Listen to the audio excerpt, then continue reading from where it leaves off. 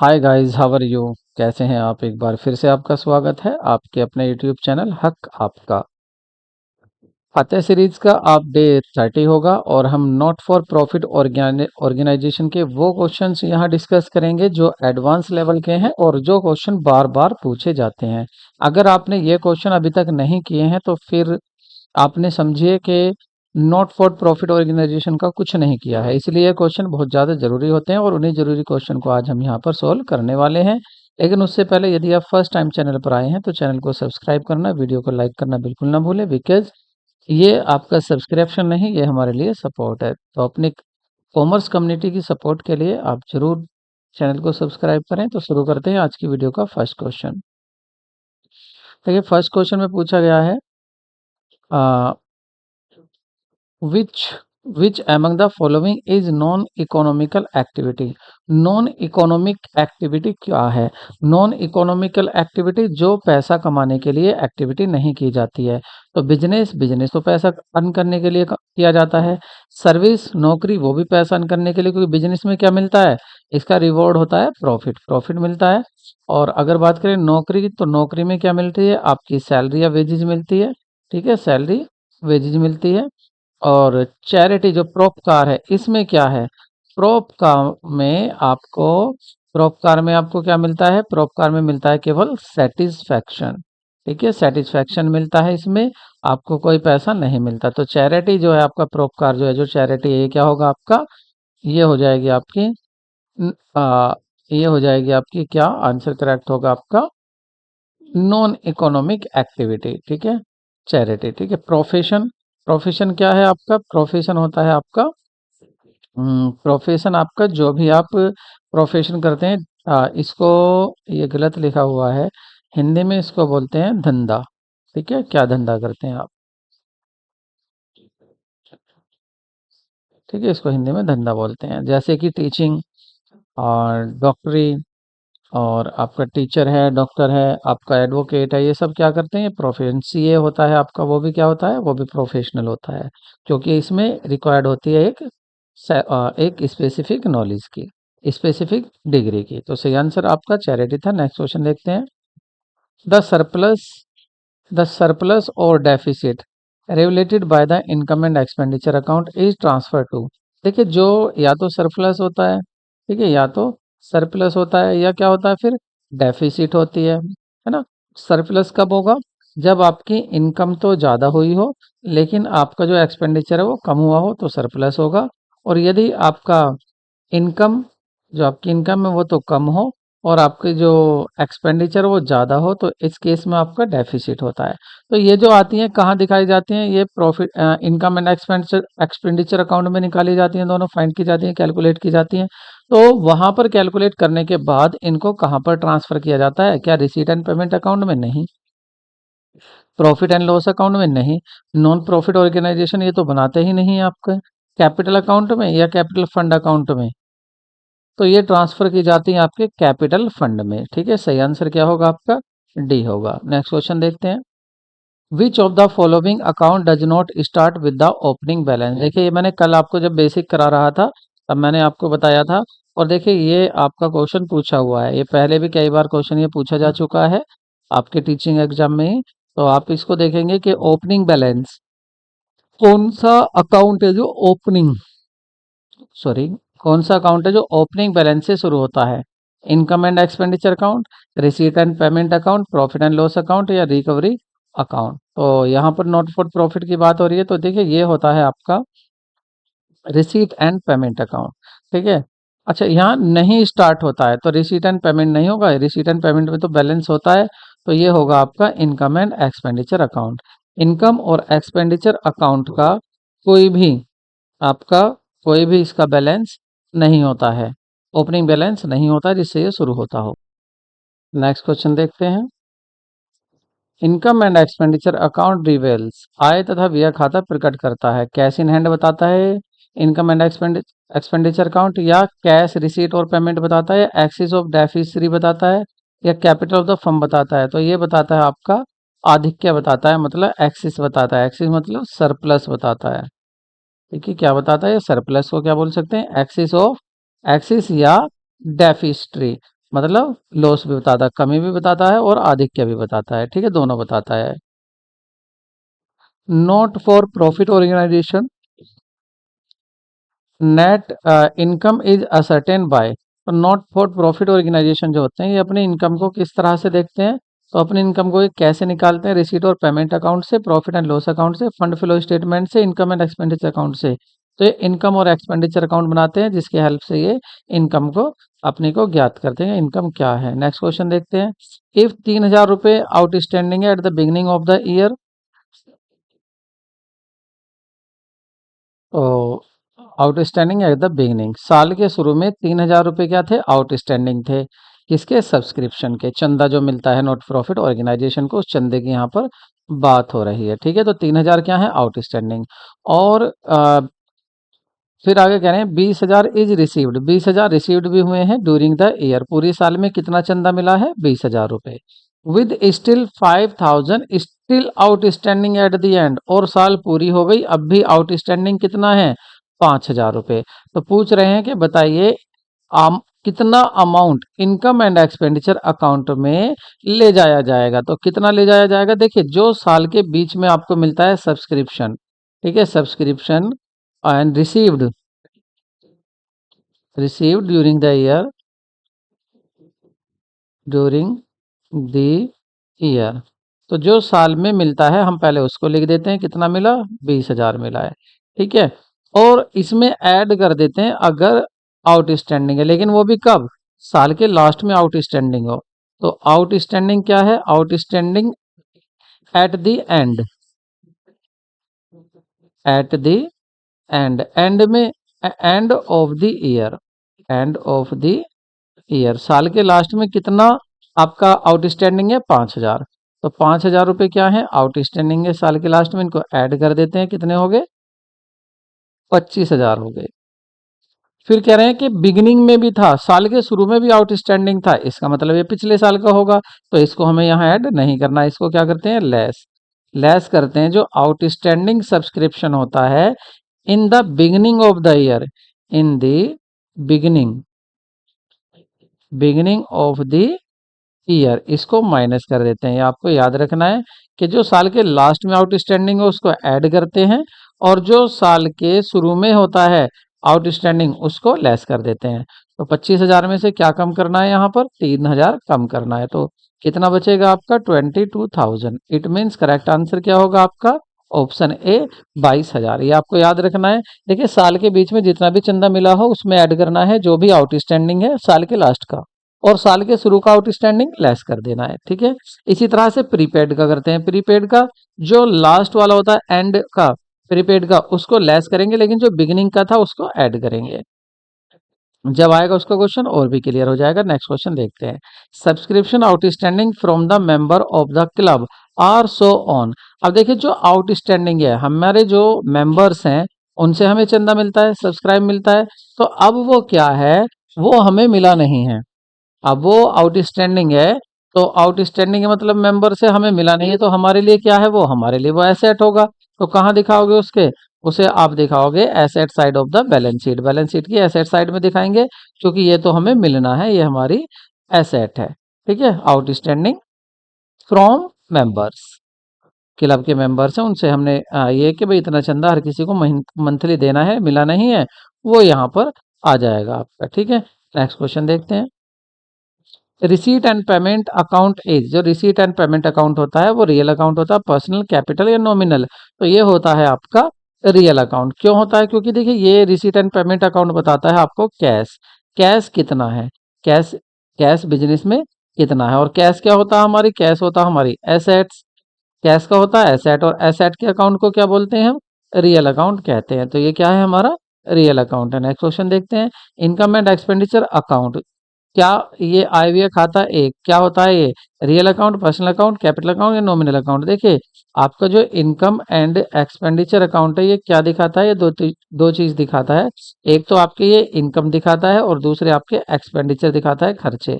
और ये क्यों बनाते हैं हम, अपना सरप्लस निकालने के लिए, डेफिसिट निकालने के लिए। सरप्लस मतलब प्रॉफिट, ठीक है।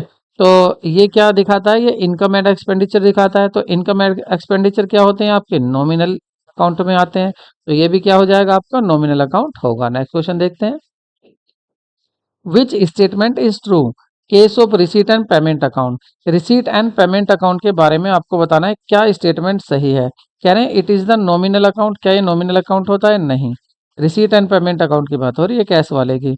All cash and credit item are so, क्या इसमें दिखाए जाते हैं? हाँ, इसमें दिखाए जाते हैं। Which statement are is true, तो all cash and credit transaction, इसमें क्या उधार लेन देन और कैश दिखाए जाते हैं? नहीं, उधार इसमें नहीं दिखाए जाते, नगद दिखाए जाते हैं लेन देन। It begins with the credit balance, क्या ये क्रेडिट बैलेंस से शुरू होता है? ठीक है, तो क्या ये क्रेडिट बैलेंस से शुरू होता है? और क्लोजिंग बैलेंस जो है तो ये भी नहीं है, ऐसा नहीं है क्रेडिट बैलेंस से ही ये शुरू होगा, डेबिट बैलेंस होता है इसका। The closing balance indicate cash balance, जो क्लोजिंग बैलेंस आता है इसका, तो क्लोजिंग बैलेंस का मतलब क्या होता है? ये बताता है कि हमारे पास बैलेंस कैश का कितना है। बिल्कुल सही बात है, ये यही बताता है कि हमारे पास साल पूरी हो गई है और कितना बैलेंस हमारे पास बच गया उसी को बताता है। नेक्स्ट क्वेश्चन देखते हैं। Receipt and payment account is an abbreviate form of, ये किसकी एक फॉर्म है? क्या कैश बुक की है रिसीट एंड पेमेंट, पासबुक की है, दोनों की है? तो ये फॉर्म किसकी होती है? आपकी कैश की। जो चीज कैश अकाउंट देता है, जो कैश बुक देती है, वही आपका रिसीट एंड पेमेंट अकाउंट देता है। वो भी कैश की जानकारी देती है कैश बुक, और रिसीट एंड पेमेंट भी कैश की जानकारी देता है, कहाँ से आया कितना आया। नेक्स्ट क्वेश्चन देखते हैं। Sale proceed of grass in case of the sports club. Sale proceed of grass, grass को आपने सेल किया है, ठीक है, क्या सेल किया है आपने? ग्रास को सेल किया है, तो ये क्या होगा आपका? कैपिटल नेचर की होगी एसेट, या एसेट होगी या रेवेन्यू नेचर की होगी, या आपकी नॉन ऑफ द अबव, इनमें से कोई सा नहीं। तो ये होगी आपकी रेवेन्यू नेचर की। रेवेन्यू नेचर का मतलब है कि बार बार घास होती रहती है आपकी, क्योंकि ये क्या है? Proceed of grass in case of sport club, sport club है, और स्पोर्ट क्लब की जब भी घास जाती है वो बिकती है, तो उसका क्या है? पैसा जो भी मिलता है उससे वो क्या आ जाएगी? उसकी रेवेन्यू में आ जाएगी। लेकिन अगर मशीन वगैरह की बेचने की बात होती तो वो आ जाती है आपकी कैपिटल रिसीट में। तो ये क्या है? आपकी रेवेन्यू रिसीट है। नेक्स्ट क्वेश्चन देखते हैं। Which of the following should not be show in the receipt and payment account of a club. Receipt and payment account में क्या नहीं दिखाया जाता है? Sale of the old newspaper, old newspaper की सेल, या loss on the sale of furniture, या furniture का सेल, या पेमेंट ऑफ द होनोरियम, ये नहीं दिखाया जाता है, या cell realisation from a computer. तो देखिए रिसीट एंड पेमेंट में कहीं से भी पैसा आया हो, चाहे आपने न्यूज़पेपर बेचा हो, चाहे आपने फर्नीचर बेचा हो, सभी लिख जाता है। ठीक है, तो यहाँ पर आपका ये भी दिखाया जाएगा कि आपने जो बेचा है न्यूज़पेपर, वहां से पैसा आया है। आपका होनेरियम पेमेंट किया, होनेरियम का पैसा गया, या ये भी दिखाया जाएगा। सेल हुई है आपकी किसकी? कंप्यूटर की, ये भी दिखाया जाएगा। लेकिन ये जो लॉस था, ये लॉस नहीं दिखाया जाता, क्योंकि लॉस कहाँ दिखाया जाएगा? आपका इनकम और एक्सपेंडिचर अकाउंट में। यहाँ बात हो रही थी रिसीट एंड पेमेंट अकाउंट की, तो बी ऑप्शन आपका करेक्ट होगा। नेक्स्ट क्वेश्चन देखते हैं। Which of the following statement is true concern connection with receipt and payment account. Receipt and payment account के अनुसार आपको बताना है कौन सी बात सही है। तो receipt and payment account account मतलब वही कैश वाला अकाउंट, कैश में पैसा आता है जाता है। It begins with the credit balance, क्या क्रेडिट बैलेंस से शुरू होता है? ऐसा भी नहीं है। इट इज रियल अकाउंट, ये रियल अकाउंट है, बिल्कुल ये रियल अकाउंट होता है। क्यों? क्योंकि ये कैश बताता है, कैश क्या है? एसेट, एसेट क्या होती है? Real account. It only only revenue item are recorded in it, क्या कैश आपका जो है रिसीट एंड पेमेंट अकाउंट में क्या रेवेन्यू नेचर के आइटम आते हैं? नहीं, रेवेन्यू नेचर कैपिटल नेचर दोनों के आते हैं, तो ये भी गलत है। The closing balance indicate profit और लॉस, क्लोजिंग बैलेंस प्रॉफिट और लॉस दिखाता है? नहीं, ये दिखाता है कि पैसा कितना है। ठीक है, तो ये भी क्या आंसर सही था आपका? बी ही सही था। नेक्स्ट क्वेश्चन देखते हैं। Income and expenditure account include figure related to, तो इसमें क्या क्या इंक्लूड होता है? प्रीवियस ईयर का, करंट ईयर का, इनकम एंड एक्सपेंडिचर में फ्यूचर ईयर का, और ऑल होता है इसमें इंक्लूड। ठीक है, कैसे करते हैं कि देखिए दिखाया तो जाएगा जो साल चल रही है उसी साल का, लेकिन यहाँ पर माइनस करके, ऐड करके, लेस करके सभी ईयर का दिखा देते हैं कि प्रीवियस ईयर का कितना है। कह रहे हैं ना सम्मिलित आय व्यय खाते में आंकड़े सम्मिलित होते हैं, तो इसमें जो शामिल होते हैं कौन से होते हैं? एडजस्टमेंट भी होती है, सभी आने वाली साल की भी, करंट ईयर की भी और फ्यूचर ईयर की भी। तो ये क्या है आपका? ऑल इसमें आ जाएगा। और income and expenditure account includes figure, तो इंक्लूड किसे करता है? नहीं, ये इंक्लूड किसे करता है? ये नहीं। इसका सही जो आंसर होगा ऑप्शन बी। तो इसका जो करेक्ट आंसर होगा वो होगा ऑप्शन बी। ठीक है, क्योंकि ये देखिए याद रखना, ये जो इनकम एंड एक्सपेंडिचर अकाउंट होता है ये किसी एक पर्टिकुलर स्पेसिफिक ईयर के लिए बनाया जाता है कि उस ईयर में कितना सब्सक्रिप्शन या इनकम हुई है। ठीक है, तो ये एक करंट ईयर को दिखाता है बस। पिछले साल का अगर इसमें सम्मिलित होता है ना तो उसको ये हटा देता है। आने वाले साल का कुछ होता है इसमें, उसको भी हटा देता है। मान लिया जैसे आपको इस साल 20,000 रुपये का चंदा मिला है और बता दिया आपको, नीचे बताएंगे कि 5,000 का पिछली साल का है, तो ये इसको हटा देगा इसमें से। या यूं कहेंगे आने वाली साल के 4,000 है तो वो इसको इसमें से हटा देगा, 4,000 हटा देगा जब कहेगा कि इस साल का 16,000 है। तो ये केवल करंट ईयर का इंक्लूड करता है। ठीक है, ये आपको याद रखना, बिल्कुल जैसे प्रॉफिट एंड लॉस अकाउंट होता है। Next question, credit balance in the income and expenditure account indicate. जो क्रेडिट बैलेंस होता है इनकम एंड एक्सपेंडिचर अकाउंट में, वो क्या इंडिकेट करता है? क्या इंडिकेट करेगा वो? देखिए, क्या वो इंडिकेट करता है आपका क्रेडिट बैलेंस किसका? इनकम एंड एक्सपेंडिचर अकाउंट का। तो पहले आपको ये तो याद होगा कि ये आपका इनकम एंड एक्सपेंडिचर अकाउंट क्या क्या दिखाता है, कैसे बनता है। देखिए, उसमें आपने देखा होगा एक तरफ तो आप दिखाते हैं, पहले तो दिखाते हैं डेबिट में उसके इनकम, सॉरी इसमें दिखाते हैं आप इनकम और यहाँ दिखाते हैं अपने एक्सपेंडिचर। सॉरी, यहाँ थोड़ा सा रॉन्ग है, इसको देखो उल्टा हो गया, थोड़ा सा इसको सही कर लेते हैं बस। देखिए, इसका जो डेबिट साइड होती है, पहली साइड होती है, इसमें दिखाते हैं एक्सपेंडिचर, जितने भी खर्चे होते हैं। ठीक है, इसमें एक्सपेंडिचर दिखाए जाते हैं और यहाँ पर दिखाई जाती है इनकम्स दिखाई जाती है, जैसे प्रॉफिट एंड लॉस अकाउंट में होता है। पहले क्या दिखाते हैं? खर्चे, और उसके बाद अपनी रिसीट दिखाते हैं। तो अगर आपकी ये साइड क्रेडिट साइड ज्यादा होगी तो क्या दिखाएगा? ये दिखाएगा कि इनकम एक्सपेंडिचर से कितनी ज्यादा है। तो ये दिखाता है, ऑप्शन आपका बी करेक्ट होगा। क्या दिखाता है? कि इनकम आपकी एक्सपेंडिचर से कितनी ज्यादा है। तो ये दिखाता है axis of income over the expenditure. ठीक है, तो सही आंसर इसका यही होगा। नेक्स्ट क्वेश्चन देखते हैं। The main objective of the preparing income and expenditure account is. Income and expenditure account का मेन ऑब्जेक्टिव क्या होता है? आप इसको क्यों बनाते हैं? तो इसको क्यों बनाते हैं आप? कैश बैलेंस देखने के लिए, फाइनेंशियल कंडीशन देखने के लिए, टोटल सेल्स प्रोसीड, या सरप्लस और डेफिसिट? आप जानना चाहते हैं सरप्लस क्या है या डेफिसिट क्या है। मतलब अगर आपके एक्सपेंड इनकम ज्यादा है एक्सपेंडिचर से तो आपका सरप्लस होता है। सरप्लस, सरप्लस मतलब प्रॉफिट।